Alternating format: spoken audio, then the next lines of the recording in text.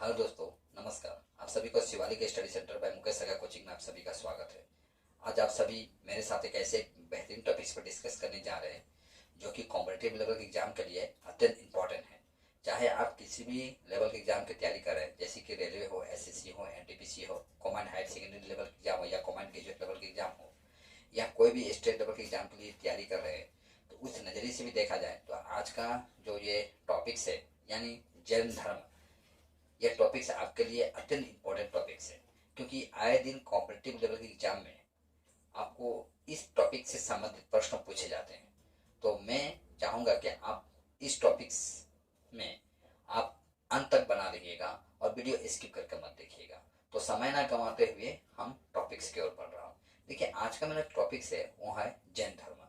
Generally आप जानते हैं किसी भी धर्म के विषय में कुछ मिनटों में या कुछ घंटों में पूरी उसके धर्म के बारे में कह लेना या कह देना अत्यंत कठिन है। लेकिन फिर भी आज हम उन तथ्यों के बारे में ही डिस्कस करने जा रहा हूँ, उन पॉइंटों के ऊपर मैं विशेष तौर से डिस्कस करने जा रहा हूँ जो कि कॉम्पिटिटिव लेवल के एग्जाम में वहां से प्रश्न पूछे जाते हैं। तो देखिए, जैन धर्म जो है, जैन धर्म अन्य धर्मों की तरह यानी बौद्ध धर्म की तरह विस्तार नहीं हो पाया।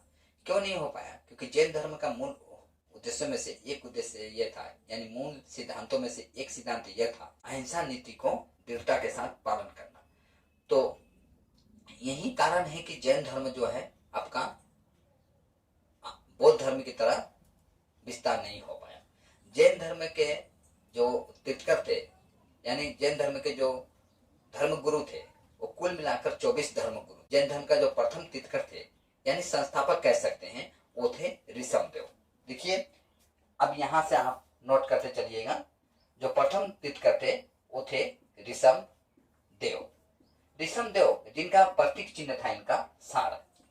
और 24वें नंबर जो तीर्थकर थे, 23 नंबर जो तीर्थकर थे वो थे पार्श्वनाथ। इनका प्रतीक चिन्ह था सर्प यानी सांप। ये किसके पुत्र थे? तो ये अश्वसेन के पुत्र थे। अश्वसेन कौन थे? तो अश्वसेन काशी के इक्ष्वाकु वंशीय राजा थे। ठीक है, अश्वसेन कौन थे? इनके पिता का नाम, पार्श्वनाथ के पिता का नाम था अश्वसेन। तो अश्वसेन कौन थे? ये थे इक्ष्वाकु, काशी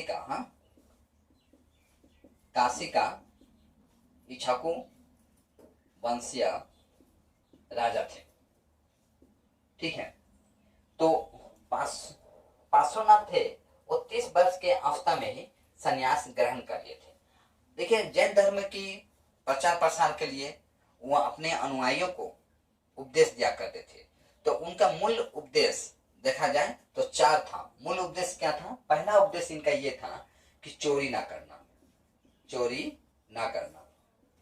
दूसरा था आपका झूठ ना बोलना। तीसरा था आपका संपत्ति ना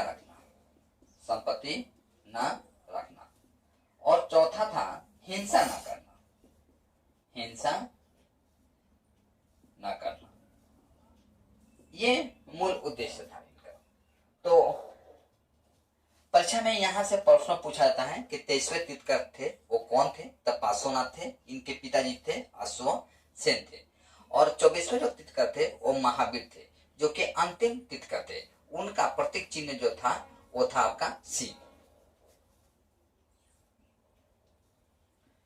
24वें तीर्थकर थे वो महावीर थे, जो कि इनका प्रतीक चिन्ह था सिंह। इनका जन्म होता 540 ईसा पूर्व, मतलब बीसी। कहां होता है इनका? कुंडल ग्राम के वैशाली में।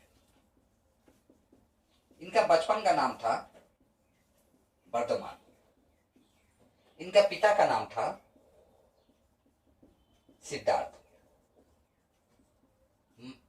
जो कि सिद्धार्थ जो थे इनका पिताजी थे। और किनका वास्तविक नाम सिद्धार्थ था? तो गौतम बुद्ध का वास्तविक नाम सिद्धार्थ था। हालांकि मैं बौद्ध धर्म से संबंधित आज का मैं चर्चा नहीं करने जा रहा हूं, लेकिन नाम आ गया इसलिए मैं आपको बता दिया कि गौतम बुद्ध का वास्तविक नाम सिद्धार्थी था। ज्ञान प्राप्ति के पश्चात सिद्धार्थ को गौतम बुद्ध के नाम से जाना गया। तो इनके पिताजी जो थे वो सिद्धार्थ थे, और सिद्धार्थ जो थे वो ज्ञात्रिक कुल के क्या थे, सरदार थे। क्या थे, ज्ञात्रिक कुल का सरदार थे। इनके माता जी थी, माता त्रिशला थी, जो कि आपका चेतक का बहन थी। इनका पुत्री देखा जाए, सॉरी पुत्री अभी मैं बाद में लाता हूं। इनकी पत्नी देखा जाए तो यशोदा इनकी पत्नी थी। यशोदा इनकी पत्नी थी, और पुत्री, इनकी पुत्री अनुजा प्रियदर्शनी थी। अनुजा प्रियदर्शनी थी। जैसे कि आप जाने कि महावीर जो थे वो 30 वर्ष की उम्र में ही आपका संन्यास ग्रहण कर लिए थे। क्यों 30 वर्ष की उम्र में संन्यास ग्रहण कर लिए थे? 30 वर्ष की उम्र में उनका माता और पिता का देहांत हो गया था।